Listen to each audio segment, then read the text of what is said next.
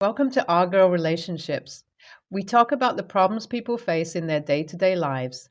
Let's start with the video. All right, I need advice. I, 43 male, got married 3 years ago to my beautiful wife, Shayla, 38 female. Shayla and I met when she was at the dog park, and I happened to run by on my morning jog. We struck up a conversation, and the rest is history. I live an elite lifestyle, traveling all around the world, eating at the best restaurants, and experiencing the best that life has to offer. Shayla has the same positive attitude as me and is a great partner. I think we have a good relationship.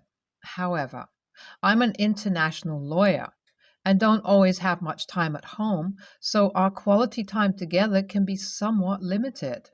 She and I both agreed, though, when we got married, that I am not really looking for a typical marriage where we live at home together and waste away our days in mediocrity. I'm not interested in someone to just sit around the house with and watch TV, do household chores, and cook and eat meals at home with. To me, that is a boring life. We can pay people to cook and clean for us. And I don't want to watch a TV show. I want to live a life worthy of a TV show. I guess you could say I don't have a domestic bone in my body. But Shayla knew that since the moment she met me and seemed fine with it, I thought. I would say that Shayla is a little hard to understand for me because sometimes I'll call her from abroad while on a work trip and ask what she did all day, and her answer is something like, went to Target, went to the gym, and watched Netflix. To me, that sounds like a miserable weekend. She is content with just doing that, though. I have to break her out of her comfort zone to get her to do things like go out to clubs and fancy parties. She would rather sit on the couch with the dog. Just because we are older doesn't mean we need to slow down, in my opinion. Shayla also grew up without any money, so I think that is part of why she doesn't always get my lifestyle. I'm honestly embarrassed when she will do things like use a coupon because, as I'm always telling her, we don't need to do that. I have enough money that she doesn't need to be worrying about saving a penny here and there. She doesn't work either because I told her there is no point. She used to work as a nursing assistant at a retirement home, making hardly any money. At one point, she told me she missed her job, and again, I couldn't understand her at all. Before she met me, I know that Shayla struggled to make ends meet. I have no idea why she isn't adapting better to our lifestyle. She told me that she wanted to start therapy since she was alone all the time when I travel for work. I was hoping it would help her, so I agreed. Then, about 2 weeks ago, I noticed that there were some pricey charges on our account. I don't care really, but I was surprised since she's normally such a cheapskate. I confronted her about it, and she said they were toys to donate to the homeless shelter for Christmas. I didn't think much of it, but put the pieces together today who they are really for. Long before I ever met Shayla, there was another man, Jonathan. Jonathan was her high school sweetheart. I had very briefly heard her talk about this man, but never asked any questions or seen any pictures of him. All that I know is that they almost got married after high school, but didn't. His family didn't approve of her or something, since she came from a poor background. Or because they were so young. I don't remember because I wasn't really listening. I completely forgot this guy existed, though. I mean, we're far from teenagers. We're two middle-aged adults. We don't really sit around talking about our high school flames. So that is why he wasn't on my mind when she told me about her new friend John that she met at church. Pretty soon, she and John were getting really close, and I'll admit, I was jealous. She would constantly be texting him and even talking on the phone late at night. When I asked her why, she told me John had just moved here and was lonely, so she was trying to help him. She said her therapist even told her that it would be good for her to make a new friend. Well, after I saw the charge for the expensive gifts, I noticed that when they arrived, she wrapped them. Usually, when you're donating gifts to the homeless shelf, you don't wrap them first. So I paid attention and noticed that she wrote two names on the gifts, Sadie and Ava. I remembered her saying that John had two daughters. That's when I started to feel like this relationship was crossing a boundary. I waited until she was asleep that night and then opened her texts with John to investigate. If you're going to lecture me about reading my wife's phone, save it. I pay the cell phone bill, so really, it's my phone. What I found in her messages with John was so shocking it almost made me throw up. Absolute love messages made it seem like these two were soulmates. I was shocked. Then, the more I read, I realized this was Jonathan from her past. I found a message that said something about how she was so glad to see the girls again and that she hoped they knew she had never stopped thinking about them and loving them. Weird. I kept reading and it suddenly dawned on me that these were somehow her children. But I couldn't make sense of it. Why would she not be with Jonathan then and raising the girls herself? What the hell was she doing married to me, keeping this all a secret? I waited until she got home and then confronted her. She admitted pretty quickly that she had been hiding her feelings for John from me. They were indeed having an emotional affair. To be honest, it is not that upsetting to me because I have had physical affairs since our marriage began that she doesn't know about. I'm not super into monogamous relationships, but I still wanted to know about the kids, and that's what I was way more upset about. What she explained to me was absolutely insane. Apparently, her and Jonathan split when they were 18 because after high school, his family pressured him to join the military and not continue a relationship with her. She then moved to the city we're in now and started working and living her adult life, but never forgot about John. Apparently, she stayed close with his sister, who later dealt in infertility problems. Shayla volunteered to donate her eggs to the sister and her husband to help them conceive. They ended up pregnant with twin girls, who they named Sadie and Ava. Sadie and Ava's parents died recently in a freak accident, and so John reached out to Shayla to let her know he was adopting the girls. That's when they rekindled their romance, and I guess they think they're going to go play happily ever after and be a family now. Obviously, I'm divorcing her. I don't think she even remembers that she signed a prenup, so she won't be getting a dime from me. I packed up all her things and left them on the front lawn and got the locks changed today while she was out grocery shopping. When she came back, she was crying and saying she's sorry and never meant to hurt me, but I didn't open the door. Now I'm trying to decide if I should take her to court and sue her for my money she has spent in the last few months while entertaining this affair with John and hiding these secret kids. I think she wants to try to get money out of this divorce to help the kids, but I'm not going to hand out money like I'm some charity for cheating wives. Tomorrow, I'm debating going and taking her cell phone and car since I paid for both. AITA in this situation? I did go take her cell phone and car today because she needs to know that I'm not playing and that she won't get a dime from me now that she's betrayed me. I told her to have fun with her boring, simple life now. She can say goodbye to all the finer things in life I showed her. There is no way Jonathan can provide the level of living as I did. She told me that money isn't what matters to her and that she just wants to feel less alone and have a true family. I told her she'll regret that one day when she never has another adventure again and is cutting coupons just to survive. I saw on social media that Shayla cut her hair and is working as a nurse assistant again. I hardly recognize her in the photo. She looked so happy. She never ended up going after any of my money after all. I guess some people really are just simple-minded and can settle for less than a great life. I'm dating a new girl that is much more my speed, though, who is a former Victoria's Secret model, and I'm pretty sure does not have a secret family she's going to leave me for. We're going to be sipping Mai Tais on the beach tomorrow, so who is the real winner here? Oh my God, man. YTA. She sort of cheated, but really, I think it's more just that she left you because you're shallow and clueless about what's meaningful in life. Maybe check out the therapist she was seeing. You need it.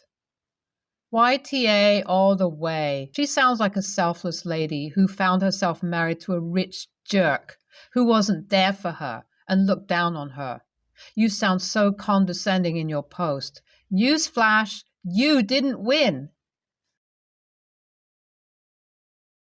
Throwaway. I, 28 female, have been married to my husband, Peter, 28 male, for 5 years. Shortly after getting married, we went to France and it was such an amazing time. But that's the only time we have ever traveled. I've always wanted to go to Japan and brought it up countless times, but Peter has always been reluctant at best. He's given a couple of reasons over the years, but it being a drastically different culture than what we're used to and money have been the most reoccurring. We hadn't done much of anything due to COVID, obviously, but with places opening up and stuff, I've been asking again. He's still not sold, but he did agree to go on a trip a few weeks ago to the Packers' last game on their home field. He grew up there for a few days, and it stung that he agreed to that so easily, but is reluctant to travel with me somewhere romantic. I'll admit I got desperate and at the moment bought plane tickets to Tokyo, Japan, at the same time frame his trip was, and surprised him with it. He actually seemed interested until he learned the dates, and then said no because of his already made plans. I asked him if he was really going to choose his friends, family over an amazing time with me, and he said yes, because I was not respecting his plans and called me an AH. He left. I was and still am heartbroken, and I could not get a refund, so I took our kid and I to my parents. I'm still there now, but I let our son come back to him because school is closer to our house. But I told him I won't see or speak to him until he agrees to travel with me literally anywhere at this point. We're currently at something of an impasse. My parents are letting me stay, but are calling me a huge brat for acting like this. But do I deserve to be vilified just for wanting to do something fun as a couple? We haven't done anything in years. AIRTA here? Not necessarily TA for wanting to travel somewhere, but YTA for the extremely shitty way you are going about it. You really come across as manipulative and spiteful in this post. I don't know what you're thinking. Were you trying to guilt him with those non-refundable tickets to get him to go? It was a shitty tactic, and you're paying the price for it. And this game you're playing by refusing to come back home unless he agrees to go may very well ruin the idea of traveling together forever. Seriously, how are you two going to have any fun on a trip that he was basically forced to go on because you threatened your own marriage? Is that really what you want? YTA for spitefully purchasing tickets when you knew he had a trip already planned. Then you double down on your AH behavior by running home to your parents and giving your husband a ridiculous ultimatum that you won't even talk to him until he agrees to take you on a trip. This is not how healthy adults resolve their issues. And don't be surprised when the trip he takes you on is to Divorceville. YTA, you purposely bought tickets during his football game just to attack him. You act like going to a game and going to an entirely different country is equally easy. I'm in Disney, Florida, right now with my wife and 3 kids, and it's absolutely exhausting. We live in the US, and this trip was a huge sacrifice for time off of work, saving money, planning, packing, etc. On the other hand, I've gone to sporting events overnight, and it takes me all of 1 hour to get the tickets, book a hotel, plan, and pack for it. You're acting like going to a foreign country is not a big deal. On top of that, Japan is your dream vacation. Maybe it's not his. If I booked a trip to Russia, I love Soviet history, without telling my wife, who doesn't care one bit about Russian history, she'd kick my ass out of the house. Finally, he said the money was an issue, and he is obviously right. I can do a sporting event vacation for $500 to $1,000. A trip to a foreign country is going to hit $10,000 minimum. Your parents are right. You are being a brat and need to apologize. Our son is 4 years old and still isn't potty trained. We've been trying it for a while, but he keeps having accidents. Only number one. And if we go out, he has to wear pull-ups or it'll become a mess. Aside from this issue, his development is normal in all aspects. My wife gets really frustrated with him to an extent. I can understand her frustration, but it feels very counterproductive to get mad and punish him for something he may not be able to control. I tried suggesting a different approach, which would be to give him more reminders and not make too big of a deal if it goes wrong. She just thinks he isn't trying at all, and I shouldn't coddle him too much. I might have a different perspective because I was the same way growing up. It took me longer to be potty trained than most kids. I really was trying, but still. I've had accidents far past the age where that was acceptable. At some point, you're just forced to accept that's the way it is, and I turned out fine eventually. They never found a medical issue causing it for me, and the same goes for our son. I guess he simply got my pee your pants genes. My wife also knows this about me. When I brought it up again, she argued that my parents weren't strict at all and that their approach clearly hadn't helped me. This felt a little hurtful for obvious reasons. I said that the way she's trying to discipline our son wasn't working either, and he's only going to end up traumatized if she keeps getting so angry with him over something he can't control. She didn't like that I implied she was causing him trauma, and I'm wondering if that was too harsh of a comment. AITA? By punishing, I mean stuff like taking toys away, not watching TV, that kind of stuff. My wife just either gets hostile towards him or gives him the silent treatment, and it always ends up with him crying. He also has seen a doctor and they weren't able to find a cause. Physically, everything is normal, and since he's developing normally, they didn't feel the need to get a whole psychological evaluation. Thanks for the responses and for confirming that what my wife is doing isn't right. I'm going to try having a good conversation with her again. Side note. There was a comment referring to sensory processing disorder and another comment about not being able to register bodily signals, and something just clicked for myself. Going to try and find out if maybe both me and my son have that. NTA, my third son was like this until he was 7 or so. My husband repeatedly got angry at him and said harsh things that even now at 17 still bother him and make him feel less than. He's in therapy and starting to feel better about himself. However, I wish I had been more forceful in telling my husband to quit that shit. I eventually realized that he had an immature bladder after talking to my family members about it and finding out it was common in my family. We didn't have health insurance and couldn't afford all the testing the doctors wanted to do. He's not going to forget how his mom is making him feel about something he can't fix or control. Good for you for pointing this out to her. NTA, if you had this problem too, it's very likely that it is not a behavioral issue. And if your wife continues to treat it like one, it will at the very least damage their relationship, if not outright traumatize him. I had this problem as a child, and my 5-year-old daughter is dealing with it now. In our case, was caused by the chronic constipation. Basically, the rectum and colon stretch and start to irritate the bladder, causing it to spasm. There's good evidence that it's the most common cause of enuresis, pee accidents. But most pediatricians and even some pediatric urologists are unaware, so most kids go undiagnosed. The only way to really rule it out is with an abdominal x-ray, because even kids who poop every day can have huge amounts of stool backed up in their colon. I'd encourage you to read about it and bring it up with your pediatrician. NTA, you got over it eventually because it wasn't made into a big deal by your parents by the sounds of it. Your wife is absolutely sowing the trauma seeds right now.